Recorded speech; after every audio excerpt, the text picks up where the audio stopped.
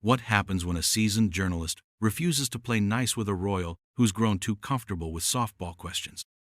You won't believe what unfolds when Prince Harry sits down with Savannah Guthrie expecting another sympathetic platform, only to face the most brutal takedown in television history. This isn't just another celebrity interview gone wrong. This is a masterclass in journalistic integrity that left viewers' jaws on the floor and one very entitled royal scrambling for the exit. Before we get into this incredible story, make sure you hit that subscribe button and drop a comment below, because you're not going to believe what unfolds when Savannah Guthrie absolutely destroys Prince Harry's carefully crafted victim narrative in real time.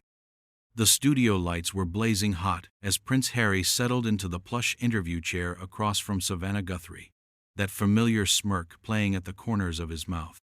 He'd done this dance 100 times before. The sympathetic nods, the gentle probing questions, the careful steering away from anything too uncomfortable. Tonight was supposed to be different, but not in the way Harry expected. Guthrie shuffled her notes with surgical precision, her expression unreadable as the countdown began. 3, 2, 1, and they were live to millions of viewers who had no idea they were about to witness television history.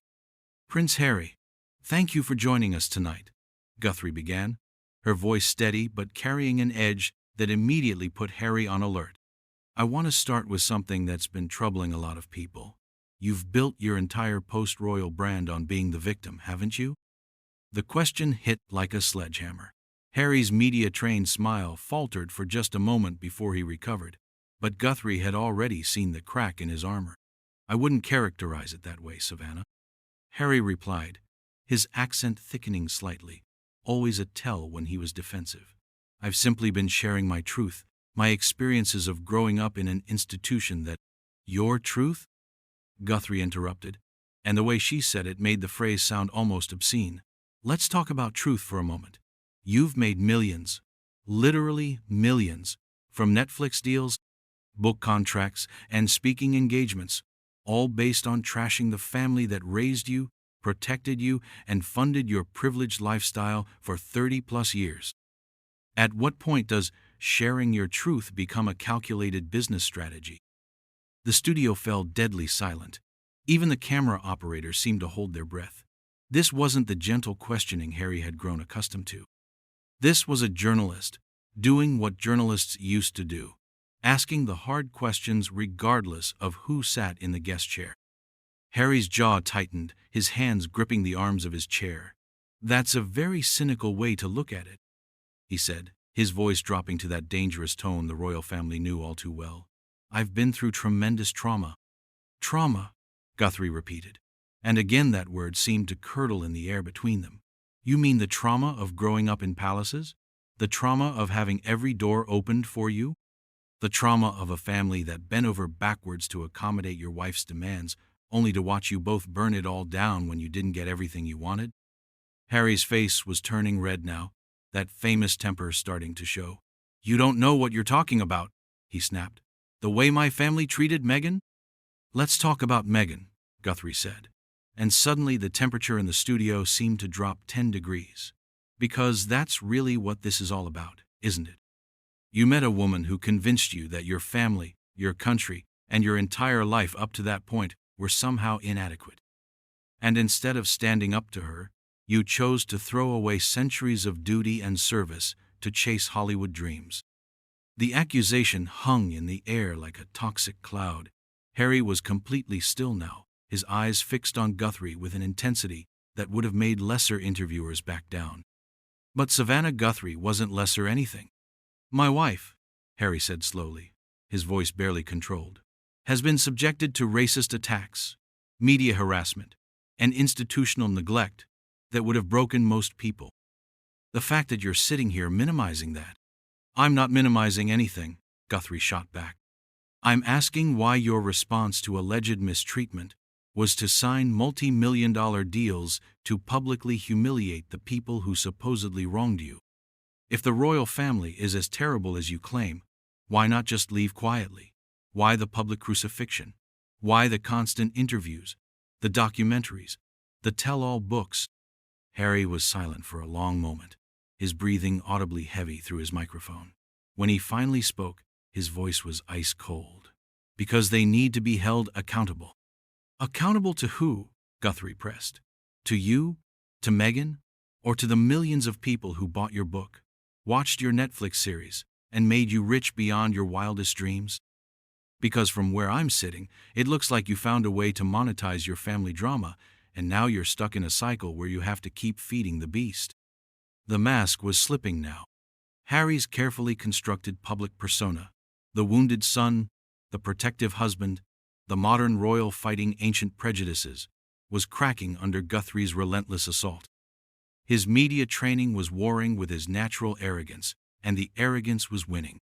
"You're twisting everything," he said, his voice rising slightly. "You're making it sound like this is some kind of scheme. Isn't it?" Guthrie's question was razor sharp. "You complain about media intrusion, then court that same media when it serves your purposes. You demand privacy, then share the most intimate details of your life for profit. You talk about protecting your family's safety, then broadcast their location and routines to the world.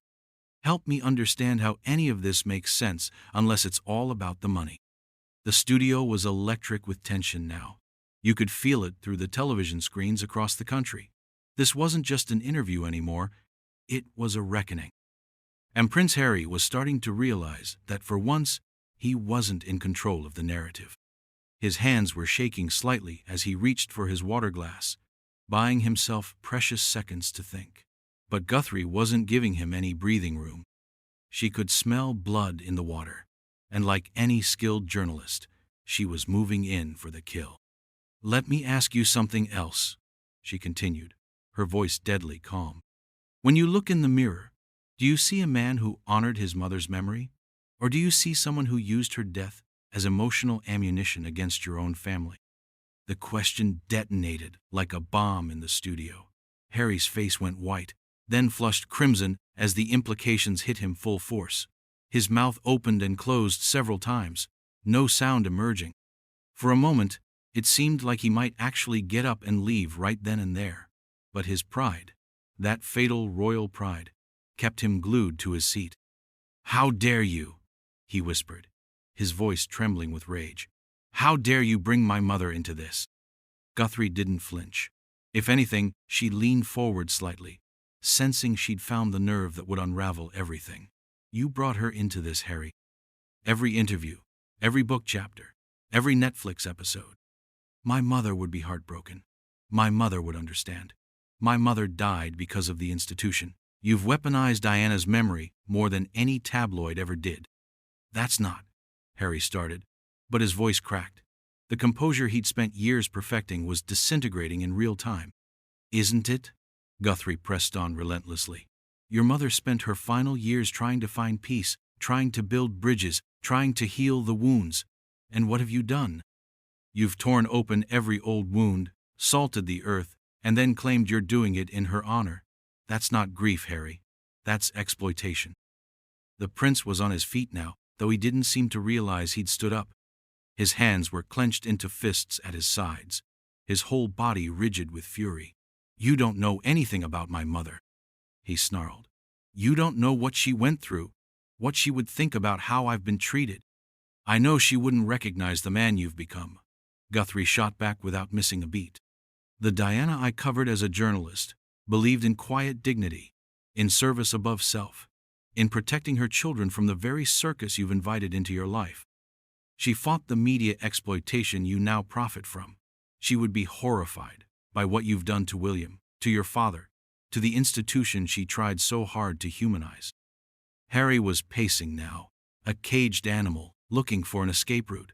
But there was nowhere to run, not with millions watching, not with the cameras rolling. He was trapped by his own arrogance and Guthrie's surgical precision. "She would understand," he insisted, his voice breaking. "She would understand that I had to protect my family." "From what?" Guthrie's voice cut through his protestations like a blade. "From the same family that protected you after she died? From the same institution that gave you purpose and meaning? From the same country that mourned with you and supported you through everything? You didn't protect your family, Harry. You sold them out for 30 pieces of silver and a Netflix contract. The biblical reference hit like a physical blow. Harry stopped pacing, his face contorting with rage and something that might have been shame. "You have no right," he said, his voice low and dangerous, "no right to sit there and judge me." "I'm not judging you," Guthrie replied calmly. "I'm asking the questions that millions of people are thinking but are too polite to ask. If your cause is so righteous, if your grievances are so legitimate, why are you getting so angry? Why can't you answer simple questions about your motivations without falling apart?" Harry whirled around to face her fully, his eyes blazing. "Because you're not asking questions, you're making accusations, you're attacking me just like they all do." "There it is," Guthrie said, and there was almost satisfaction in her voice. "The victim card, right on schedule. Every time someone challenges you, every time someone refuses to enable your narrative, suddenly you're being attacked. It's not an attack, Harry, it's accountability. It's what adults face when they make choices that hurt other people." "I'm not playing the victim," Harry shouted, and the irony of his outburst in response to that exact accusation seemed lost on him entirely. "I'm defending myself against—" "Against what? Questions? Scrutiny? The same level of examination that every other public figure faces? You want to be a celebrity, you want to make millions selling your story, but you don't want to be challenged on that story. You want all the benefits of fame with none of the responsibilities." The studio was electric now, the tension so thick you could cut it with a knife. Camera operators were adjusting their angles to catch every moment of Harry's meltdown. This was the kind of television that careers were made on, the kind of interview that would be replayed for years to come. Harry ran his hands through his hair, a gesture that made him look suddenly younger, more vulnerable. But when he looked up again, the vulnerability was gone, replaced by something harder, more calculating. "You know what?" he said, his voice taking on a different quality entirely. "I see what this is. This is a hit job.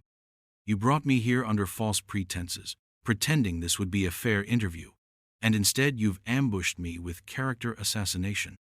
Guthrie's eyebrows rose slightly. "A hit job? Harry, every question I've asked you has been based on your own public statements and actions. If examining your own words and deeds constitutes a hit job, what does that say about those words and deeds?" "It says that you're twisting them." Harry was gesticulating wildly now, all pretense of royal composure abandoned. "You're taking everything out of context, making it sound like—" "Like what? Like you've made a fortune attacking your family? Because that's literally what happened. Like you've used your mother's death as justification for your betrayal? Because that's exactly what you've done. I'm not twisting anything, Harry. I'm just refusing to pretend that your actions don't speak louder than your carefully crafted explanations." The prince was trembling with rage now, his chest heaving. "This is exactly what they did to my mother," he said, his voice thick with emotion. "This is exactly how they destroyed her." "No," Guthrie said firmly, cutting him off. "This is exactly what you've been doing to everyone else. Your mother was hunted by paparazzi who wanted to exploit her pain. I'm a journalist asking legitimate questions about your public actions. The fact that you can't tell the difference is perhaps the most telling thing about this entire conversation." Harry stared at her, his mouth agape, as if he'd been slapped. The comparison hit harder than any previous attack, because somewhere deep down, he knew she was right. But admitting that would mean admitting everything, that he'd become what he claimed to hate, that he'd betrayed everything his mother stood for, that he'd sold his birthright for Hollywood gold. "That's—" he started, then stopped, his brain clearly struggling to process what had just happened. "That's completely different. Completely." "Is it?" Guthrie's voice was almost gentle now, which somehow made her words even more devastating. "Because from where I sit, you've spent the last 4 years doing exactly what those paparazzi did, hunting your family, exploiting their private moments, selling their pain to the highest bidder. The only difference is you had insider access." The silence that followed was deafening. Harry stood frozen in the middle of the studio, his carefully constructed worldview crashing down around him. For a moment, just a moment, his face showed something that might have been genuine reflection, genuine horror at what he'd become. But then the walls went back up, harder and higher than before. "I'm done." he said suddenly, his voice flat and cold. I'm done with this ambush. I'm done with your accusations. And I'm done pretending that this passes for journalism. Harry, Guthrie said, her voice taking on a warning tone, we still have 15 minutes left in the segment. Your team agreed to a full 30-minute interview. My team didn't agree to a character assassination, Harry snapped, already moving toward his chair to grab his jacket. This isn't journalism. This is a tabloid hit piece dressed up as serious news. Guthrie remained perfectly calm, which only seemed to infuriate Harry more. So when you can't answer the questions, you attack the questioner? When you can't defend your actions, you discredit the forum? That's very revealing, Harry. Revealing? Harry laughed, a harsh, bitter sound that echoed strangely in the studio. You want to know what's revealing? What's revealing is that this is supposed to be a respected news program, and instead you've turned it into a gossip show. You've proven my point better than I ever could have. Have I? Guthrie asked, and there was steel in her voice now.